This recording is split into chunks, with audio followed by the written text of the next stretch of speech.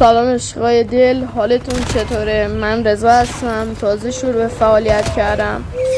ممنون میشم یه لایک و ساب بزن.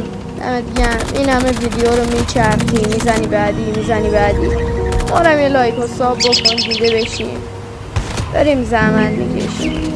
و اگه دوست داشتی یه کامنت هم بذار، نذاشتی هم این نداره، یه لایک و ساب بکن. دمت گرم و فعلا خداحافظ.